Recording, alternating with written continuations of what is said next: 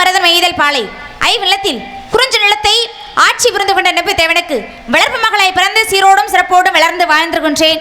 என் உடன் பிரபாத சகோதரர் 7 பேர் இருக்காங்க. 7 ஆண் பிள்ளைகள் இருந்துமே என்னை மாதிரி பெண் குழந்தைன்னு அப்பாவுக்கு ரொம்ப நாளாவே வருத்தம். அதனால என்ன பண்ணிட்டாங்க, காட்டுக்கு வேட்டைக்கு போற நேரத்துல வள்ளி கிழங்கு தோண்டெடுக்கப்பட்ட பள்ளத்துல இருந்து எடுத்து ரொம்ப செல்லமா வளர்த்துட்டு வராங்க. பெண் குழந்தை கிடைத்தால் இறைவனுக்கு திணை விதித்து காட்டுக்கு காவலுக்கு அனுப்புவதாக அப்பாவுடைய வேண்டுதல். வேண்டுதலுக்கு இணங்க இன்னைக்கு நாங்கெல்லாம் காட்டுக்கு காவலுக்கு போறோம். நான் போறேன், எனக்கு துணைக்கு என் உயிர் தோழி ஒருத்தவங்க வராங்க. தோழிக்கு துணைக்கு தோழி மாதிரியே ஒரு பேர் அழகி ஒருத்தைய கூட்டிட்டு வந்திருக்கோம். அப்படி ஒரு அழகிய சந்திப்பதற்கு முன்பாக மனசுல ஒருத்தர் இன்னைக்கு இல்ல நேத்து இல்ல காட்டு காவலுக்கு போறியா?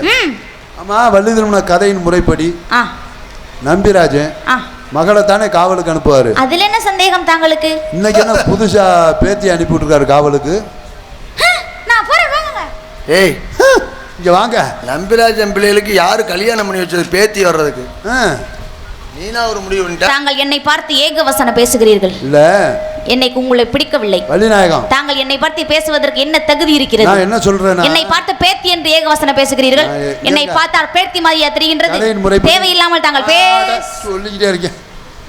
இன்னைக்கு தாங்க வள்ளி திருமண கதையின் முறைப்படி வள்ளிக்கு என்ன வயசு இருக்குமோ அந்த வயசுல வள்ளியை கூப்பிட்டு வந்திருக்காங்க. தாங்கள் இதற்கு முன்பாக ஏகவசனம் பேசினீர்களே, என் செவியார நான் கேட்டேன். இப்ப சொன்னதாங்க உண்மை. இப்பதான் ஆரம்பிச்சிருக்கேன். இப்பதான் ஆரம்பிச்சிருக்கேன். அதுக்கு அடுத்து ஏகப்பட்ட வசனம் இருக்கும். சரி, மனசுல ஒருத்தர் இன்னைக்கு இல்ல நேத்து இல்ல ரொம்ப நாளாவே ஒருத்தரை மனசார நினைச்சுக்கிட்டே சொல்லவா? சொல்லுங்க. அன்னதினமும் எல்லாருமே வணங்கக்கூடிய எம்பெருமான் முருகப்பெருமானை தான் மனசுல நினைச்சிருக்கேன். ஓ, கந்தன், கடம்பன், கார்த்திகேயன், திருமுருகன், சண்முகன், சடாட்சரன் பல பெயர்களுக்கு சொந்தக்காரர். அவரையா விரும்புறீங்க? அவர்தான். நான் கேக்குறேன், நீங்க மட்டுமா அவரை நினைக்கிறீங்க?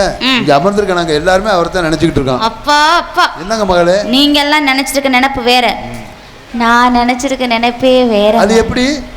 சந்தீஸ்வை நாடகம் குறிப்பு சத்துவம் அபிநயம் சொல் வகைகள் சந்தப்பாட்டு இசைப்பாட்டு சேதமெனும் விளக்கு 14 புணத்து மயமட மல்லி விடைநடம் கொட்டி 6 முகநாடும் குடை முக்கண்ணன் நாடும் பாடுரங்கம் நெடிய மல்லாடு வேல் முருகநாடும் துரியாடு ஐநாடு கடையன் காமநாடு பேடு துர்காட மரக்கால் திருமகளாடும் பாவை என்னும் 11 வகையான அனல்கற்ப இன்பம் தெளிவு நிறை ஒளி வன்சொல் மந்த முச்சம் என்னும் பாடலை பயிட்டும் அதற்கு கொட்டு அசை தூக்க அளவென்னும் தள நாங்கள் இணைந்து விரவிய பிளராடும் குறைவை குத்து முறையே மாறுபட்ட காணல் வரி உள்வரி புறவரி கிளர்ச்சி வரி தேர்ச்சி வரி காட்சி வரி எடுத்துக்கொள் வரி வேட்டு அனு சொல்லப்படும் வரிக்குத்து எட்டும் ஒருங்கிணைந்து கலை என்ற கடலுக்கு கரைகண்ட தமிழாய் நிலைகுண்ட அறிவுக்கு நிகழ்த்த தமிழாய் மலையுச்சி ஒளியின வரவட்ட தமிழாய் குறிஞ்சி முல்லை வரதன் மெய்தல் பாலை வெள்ளத்திற்கு முறைத்தான எழுத்து சொல் பொருள் யாப்பு அணி ஐவே கலக்கணத்திற்குரிய இயலிசி நாடகம் முத்தமிழாய் முறையோடு அவற்று உருவான வெண்பா ஆசிரியப்பா களிப்பா மஞ்சிப்பா அருட்பா ஐவகை பாவினங்களுக்கு முண்டான பாட்டுடைய தலைவனே அகாரம் உகாரம் மகாரம் என வரவேற்கப்பட்ட முக்காலமாய்